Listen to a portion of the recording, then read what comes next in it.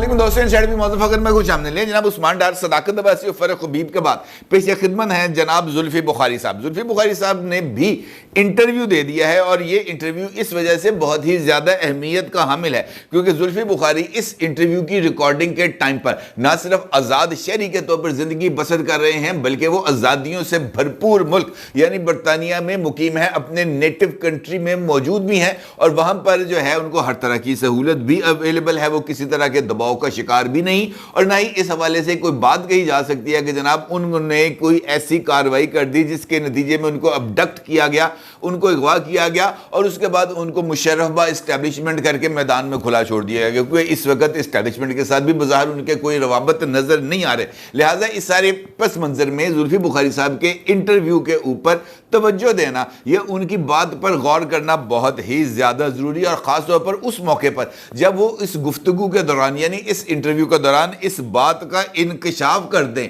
कि जनाब जनरल फैज़ हमीद ने इमरान खान को उस सारे अरसे में जब इमरान खान वज़ीर आज़म थे फुद्दू बनाए रखा, तो जनाब इस बात के ऊपर तो तवज्जो करना बहुत ही ज़्यादा ज़रूरी हो जाता है क्योंकि ये इंटरव्यू एक जानिब इस बात की तरफ इशारा कर रहा है कि इमरान खान साहब को उंगलियों पर नचाया गया, इमरान खान एक कठपुतली बने रहे। किसके हाथ की कठपुतली बने रहे? जनरल फैज़ हमीद साहब की। और जनरल फैज़ हमीद साहब के बारे में इस कदर ओपनली राय पाकिस्तान तहरीके इंसाफ के उस शख्सियत के बारे में या उस शख्सियत के जरिए सामने आना जो इमरान खान के भी बहुत ज़्यादा करीब हो और इमरान खान की अहलिया मोहतरमा बुशरा बीबी साहिबा के भी बहुत ज़्यादा करीब समझा जाए, उसकी तरफ से ये बयान आने का मतलब इसको पाकिस्तान तहरीके इंसाफ की एक ऑफिशियल स्टेटमेंट के तौर पर ही लिया जाना चाहिए क्योंकि इस बात से इस बात का तासुर उभर रहा है कि पाकिस्तान तहरीके इंसाफ ने ना सिर्फ जनरल फैज़ हमीद साहब को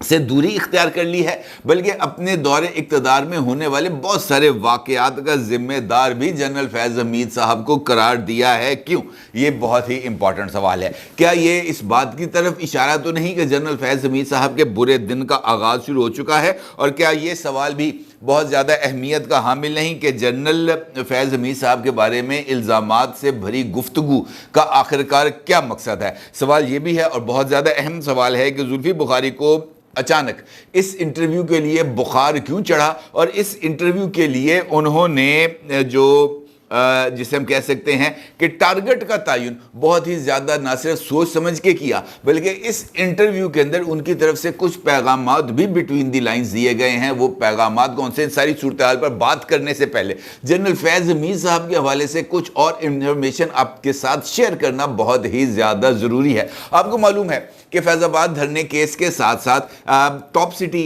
एक हाउसिंग प्रोजेक्ट है इस्लामाबाद का, उसके हवाले से भी case supreme court of Pakistan में ज़ेरे समाअत था और उस केस को डिस्पोज ऑफ करते हुए मौजूद चीफ जस्टिस जनाब जस्टिस काजी फाइज ईसा साहब की तरफ से इस बात का जो है ऑब्जर्वेशन दी गई थी कि बादियो नज़र में साबिक DGI के खिलाफ जो इल्ज़ामात इस शहरी की तरफ से आयद किए गए हैं यानी टॉप सिटी के मालिक की तरफ से वो इल्ज़ामात बहुत ही ज़्यादा संगीन हैं। लिहाजा इन इल्ज़ामात का अप्रोप्रिएट फोरम जो कि वजारत दिफा हो सकता है उसका नोटिस लेना या उसकी इंक्वायरी करना बहुत ही ज़्यादा ज़रूरी है। इसका मतलब यह है कि जनरल साहब के बारे में इंक्वायरी के लिए सुप्रीम कोर्ट ऑफ पाकिस्तान की तरफ से डायरेक्शन आ चुकी हैं। अब इस तरह की कुछ खबरें मौसूल हो रही हैं कि वजारत दिफा ने बाज़ाब्ता तौर पर सुप्रीम कोर्ट ऑफ पाकिस्तान की इन डायरेक्शंस की रोशनी में जनरल फैज़ हमीद साहब के हवाले से इंक्वायरी को इनिशिएट करने का फैसला किया है। और यहाँ पर मैं आपको ये बात भी बता दूं कि अगर इस इंक्वायरी के अंदर जनरल फैज़ हमीद साहब को क्लीन चिट नहीं मिलती या उनको किसी भी हवाले से इस सारे मामले में कसूरवार ठहराया जाता है या शायबा तक होता है कि जनरल फैज़ हमीद साहब ने किसी ख़ास इमा के ऊपर ये सारे इक़दाम किए हैं, तो फिर जनरल फैज़ हमीद साहब का कोर्ट मार्शल होगा और कोर्ट मार्शल के लिए वजारत दिफा की इंक्वायरी में मुजरिम साबित होना, कसूरवार साबित होना भी ज़रूरी है और उस कोर्ट मार्शल के लिए जनरल फैज़ हमीद साहब को बाज़ाब्ता तौर पर लेफ्टिनेंट जनरल के ओहदे पर बहाल किया जाएगा और उस बहाली के बाद जनरल जनरल फैज़ साहब को अगली सज़ा सुनाई जाएगी। इसका मतलब यह है कि जनरल फैज़ हमीद साहब ऑलरेडी ही बहुत ज़्यादा क्राइसिस में आ चुके हैं। अब अगर वो क्राइसिस में मौजूद हैं तो असूली तौर पर वो तमाम लोग जो उनके दौरे इक़्तिदार या दौरे इख्तियार के अंदर फैज़याब होते रहे, उनका असूली तौर पर उनके साथ खड़े होना या उनका साथ देना ज़रूरी है। लेकिन यहाँ पर उल्टी गंगा बह रही है। पाकिस्तान तहरीक इंसाफ की तरफ से बाज़ाब्ता तौर पर जनरल फैज़ हमीद से इजहार लाताल्लुक़ी किया गया है और जुल्फ़ी बुखारी साहब की तरफ से जियो के प्रोग्राम जनाब नया पाकिस्तान में शहजाद इकबाल साहब को इंटरव्यू दिया गया है और इस इंटरव्यू में जनाब जुल्फ़ी बुखारी ने सारे का सारा मलबा उठा के डाल दिया है जनरल फैज़ हमीद के सर और इस बात का बरमला एतराफ़ कर लिया है कि जनरल साहब ने फुद्दू बनाया इमरान खान को। अब उनके सारे टेन्योर के दौरान उनको उंगलियों पर नचाया और उसके लिए जो जुल्फ़ी बुखारी साहब हैं उन्होंने इस तरह के अल्फाज इस्तेमाल किए कि इसमें कोई शक नहीं कि जनरल फैज़ हमीद आर्मी चीफ बनना चाहते थे। हमारी इस्टेब्लिशमेंट या फ़ौज से कभी कोई लड़ाई नहीं रही। हमारी लड़ाई इस्टेब्लिशमेंट के साथ नहीं बल्कि लड़ाई दो बड़े अहम ओहदों में थी, एक आर्मी चीफ और एक वज़ीर आज़म, और इन दो ओहदों में लड़ाई की वजह बदएतमादी थी। इसमें कोई शक नहीं कि जनरल फैज़ हमीद आर्मी चीफ बनना चाहते थे, इसलिए वो इतलात या इंटेलिजेंस को अपने मफादात के लिए इस्तेमाल कर रहे थे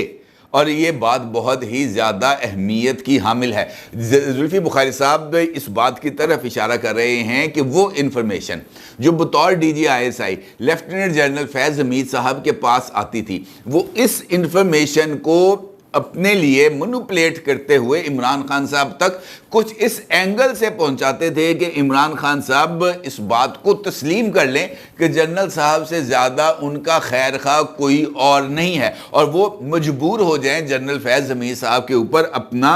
जो है ना एतमाद उसको बढ़ाने के लिए। और फिर ऐसा ही होता है, एतमाद बढ़ता चला जाता है। यहाँ पे मैं आपको ये याद भी कराऊं कि कुछ ऐसे लोग थे जिनको प्रोजेक्ट इमरान खान के दौरान जब उसको खुद इदारे के अंदर उसकी तत्हीर हो रही थी, कुछ लोगों को हिरासत में लिया गया था और उस हिरासत के अंदर लेने में एक ऐसे साहब भी जो है उनको लिया गया था तहवील में जो जनरल फैज़ हमीद साहब के दौर में बुशरा बीबी के पीर का रोल अदा कर रहे थे। बुशरा बीबी साहिबा के पीर थे, उनका नाम मेरा ख्याल है शायद अब्दुर्रहमान था, इस तरह का नाम था। और जब यहाँ से प्रोजेक्ट इमरान खान को क्लोज़ किया गया था, इमरान खान साहब को घर भेजा गया था, तो वो तमाम किरदार जो उस वक़्त इस सारे मुहिम के अंदर मौजूद थे उनको बैरून मुल्क भिजवा दिया गया था और ये शख्सियत भी बैरून मुल्क चले गए थे और इनको बैरून मुल्क से बुलाकर यहाँ पर इनके साथ इंक्वायरी की गई थी। इन्होंने इंकशाफ किया था कि जनाब ये जो सारी इंपॉर्टेंट पेशरफ्त होती थी ये उन तक पहुँचाई जाती थी क्योंकि इमरान खान और बुशरा बीबी के तमाम टेलीफोन कॉल्स जो हैं उनको ना सिर्फ टेप किया जाता था बल्कि मुलाकातों को भी रिकॉर्ड किया जाता था और उसके बाद फिर पॉलिसी को वज़ा करके पीर साहब, जाली पीर साहब तक पहुंचाया जाता था और फिर जाली पीर साहब बुशरा बीबी के ऊपर ये जाली अक्स डालते थे कि ये होने जा रहा है, ये वाला फैसला इमरान खान करने जा रहा है, या इस तरह की चीज़ें होती हैं। और बुशरा बीबी कबल अज़ वक्त इमरान खान को बताती थी कि आप ये कुछ करने जा रहे हैं, जिससे इमरान खान का बुशरा बीबी और बुशरा बीबी का इस जाली पीर के ऊपर एतमाद डेवलप होता था। और इस चक्कर के अंदर अल्टीमेट बेनिफिशरी कौन निकलते थे? वो जनरल फैज़ हमीद साहब निकलते थे। लिहाजा ये बात जुल्फ़ी बुखारी की, इसको हमें हल्का नहीं लेना चाहिए। ये बात जुल्फ़ी बुखारी साहब के हवाले से बहुत ही हद तक दुरुस्त भी है और इसका चूँकि सबूत इस गुफ्तगू या इस इंकशाफ के साथ मिलता है जिसका मैंने आपके साथ अभी जिक्र किया। लिहाजा इस बात को हमें बिल्कुल भी नज़रअंदाज नहीं करना चाहिए कि यह बात ठीक है। और देखें, ओवर एम्बिशियस होना या इस बात को जहन में रखना कि मुझे हाईएस्ट लेवल के ऊपर पहुंचना है और उस के लिए बंदा तगोदो करे, नेगेटिव या पॉजिटिव, तो उसमें मेरा ख्याल है कि इस बात को भी तकवीर मिलती है कि ये जो है जनरल फैज़ हमीद साहब ये आर्मी चीफ बनने के लिए लॉबिंग तो कर रहे थे, इसके अंदर तो कोई दो राय नहीं। फिर जुल्फ़ी बुखारी साहब ने इस सवाल के जवाब में कि काजी फ़ाइज़ ईसा साहब के ख़िलाफ़ हुकूमती रेफरेंस जो है वो हुकूमत लाई और ये जो गुज़िश्ता नवंबर गुजरा है इसमें आर्मी चीफ की तकर्री रोकने के लिए भी जलसे वगैरह किए गए। क्या ये भी जनरल फैज़ हमीद के इन्फ्लुएंस की वजह से हो रहा था? इस सवाल के जवाब में जुल्फ़ी बुखारी का ये कहना था कि नवंबर में कोई ऐसी डील वाली बात नहीं, نہ ہی کوئی توسیع کی بات تھی. میں نے ایک عمومی بات کی ہے. مجموعی طور پر general Faiz D G I S I تھے تو یقیناً تمام انٹیلیجنس ان کے پاس تھی, تو جو چیزیں بھی ہو رہی ہیں ان کو وہ استعمال کر رہے تھے. عمران خان کے اپنے موقف کے لیے ہوتے یا عمران خان ہو یا کوئی اور ہو, کیونکہ بات ظاہر ہے کہ اس جنرل کی بھی خواہش ہے کہ وہ سب سے ہائیسٹ پوزیشن پر پہنچے. اس لیے یہ جو میں نے بلینکٹ سٹیٹمنٹ دی ہے کہ مینوپولیشن ہوتی ہے, اس سے یہی بات واضح ہوتی ہے کہ جناب کسی بھی ایک شخص کے اوپر انحصار نہیں کرنا چاہیے. یعنی وہ یہ کہتے ہیں کہ یہ جو انحصار کیا گیا تھا عمران خان صاحب کی طرف سے جنرل فیض حمید کے اوپر, یہ بہت ہی زیادہ خطرناک تھا. البتہ اس انٹرویو میں جہاں پر زلفی بخاری صاحب نے جنرل فیض حمید صاحب کے حوالے سے انکشافات کیے, وہاں پر انہوں نے دو اور انکشافات بھی کیے. انہوں نے سب سے پہلے پارٹی کی لیڈرشپ کو, میرا خیال ہے بٹوین دی لائنز, یہ پیغام دیا کہ اغوا ہونے سے, حراست میں رہنے سے یا ادھر گرد کے جو کاروائیاں کرنی ہیں ان کی کوئی ضرورت نہیں ہے. اگر آپ پکڑے جاتے ہیں, آپ کو تحویل میں لے لیا جاتا ہے, تو جو بھی کہتا ہے پریس کانفرنس کرو, جو بھی کہتا ہے انٹرویو دو, تو آپ کو پریس کانفرنس بھی کرنی چاہیے اور آپ کو انٹرویو بھی دینا چاہیے. اب یہ بات جو زلفی بخاری نے اس انٹرویو میں کی ہے, یہ اس کی وجہ کیا ہے, یہ بہت ہی بڑا کوشچن ہے اس ساری کی ساری سینیریو میں, کیونکہ عمومی طور پر سیاست اپنے پیروں کے اوپر کھڑے ہونے کا نام ہے. سیاست حالات کے مطابق ٹرن لینے کا نام, یہ پولیٹیکل ورکر کی تو ٹریننگ ہی ایسی ہوتی ہے. مثال دیتا ہوں آپ کو, احد چیمہ صاحب کی مثال لے لیں آپ. احد چیمہ صاحب پنجاب کے بڑے زبردست قسم کے بیوروکریٹ تھے اور وہ شہباز شریف صاحب کے بڑے پسندیدہ شخصیت بھی تھے. حراست میں لے لیا گیا عمران خان صاحب کے دور میں, 3.5 سال ان کو حراست میں رکھا گیا, ایک سٹیٹمنٹ نہیں لے سکے احد چیمہ صاحب سے. حالانکہ احد چیمہ صاحب کسی طرح بھی کوئی پولیٹیکل ورکر نہیں تھے, وہ بیوروکریٹ تھے. وہ چاہتے جناب ایک لیٹر لکھ دیتے, بات ختم ہو جاتی. لیکن انہوں نے اپنے پیروں پہ وزن ڈالا. یہی کام فواد حسین فواد کا ہے اور دیگر پولیٹیکل لیڈرشپ جہاں جہاں پر موجود ہے ان کی طرف سے بھی اسی طرح کے سٹانس کا مظاہرہ کیا گیا. اب اگر زلفی بخاری یہ سارا کام کر رہے ہیں تو میرا خیال ہے کہ یہ انٹرویو, اس انٹرویو کے ذریعے فیض حمید صاحب کے اوپر الزامات یا فیض حمید صاحب کا ایک اور شخصیت کا پہلو سامنے لانا اور اس کے ساتھ ساتھ یہ مشورہ دینا کہ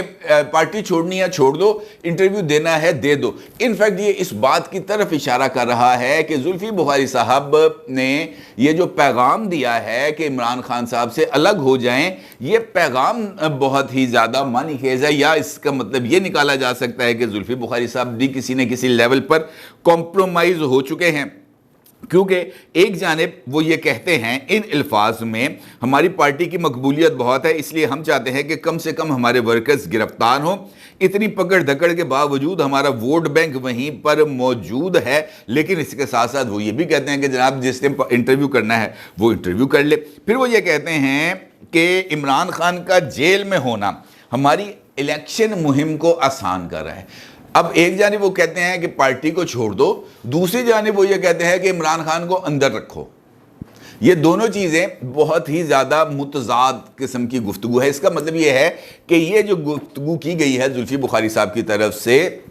یہ گفتگو ایک خاص منصوبہ بندی کے ذریعے یہ پیغام دینے کے لیے ہے کہ عمران خان صاحب سے الیکٹیبلز دور ہو جائیں, اور دوسرا پیغام یہ ہے کہ عمران خان نے ابھی الیکشن سے پہلے جیل سے باہر نہیں آنا. تیسرا پیغام زلفی بخاری صاحب کا ہے جنرل فیض حمید صاحب کے لیے کہ جناب آپ کے گرد گھیرا تنگ ہو رہا ہے اور آپ کو بہت جلد سزاوار قرار دیا جا سکتا ہے. میرے خیال میں اس انٹرویو کے ان 3 پیغامات کے علاوہ اور کوئی لاجک نہیں ہے, اور ان تینوں پیغامات کے اندر یہ بات واضح ہے کہ سسٹم اس وقت عمران خان کو کسی بھی صورت قبول کرنے یا پاکستان تحریک انصاف کے ساتھ کھڑا ہونے والوں کو قبول کرنے کے لیے تیار نہیں ہے. کیونکہ اگر ایسا نہ ہوتا تو پاکستان سے ہزاروں میل دور بیٹھے ہوئے ایک آزاد ملک کے اندر اس کے ایک آزاد شہری کی حیثیت سے جناب زلفی بخاری صاحب کو یہ انٹرویو ریکارڈ کرانے کی اور اس انٹرویو کے ذریعے یہ پیغام دینے کی کہ عمران خان نے ابھی جیل میں ہی رہنا ہے,